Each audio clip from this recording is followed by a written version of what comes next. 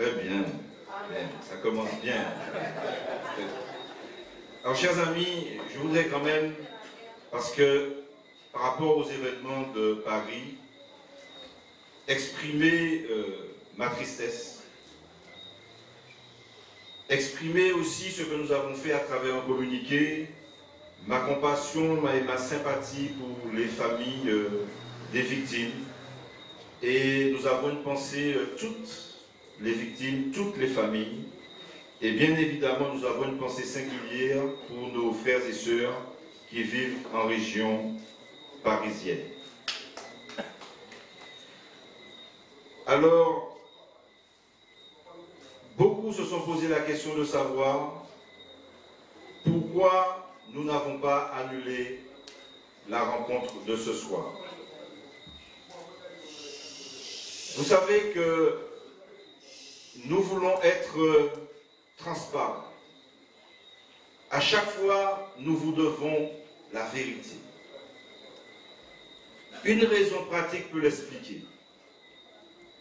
Nous avons dû annuler la rencontre qui était prévue au François de la semaine dernière parce que nous avons tenu à être solidaires des familles franciscaines touchées par les intempéries de la semaine dernière.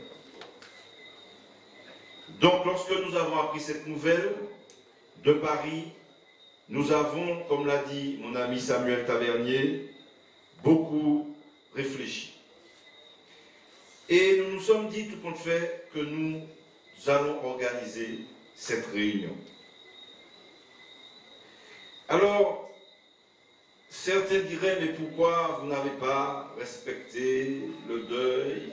Et ils osent le terme de trêve. On fait une trêve. Mais je me souviens que quand il y a trêve, c'est-à-dire qu'il y a guerre.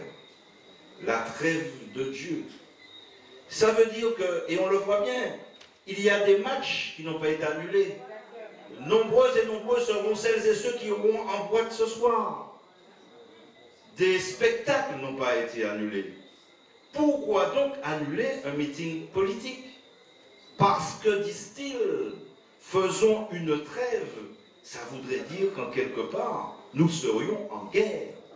Mais c'est parce que nous refusons la guerre politique que nous avons décidé d'organiser le meeting de ce soir. Nous ne sommes pas en guerre. Nous refusons ces guerres inutiles, stériles, qui stérilisent l'énergie martiniquaise.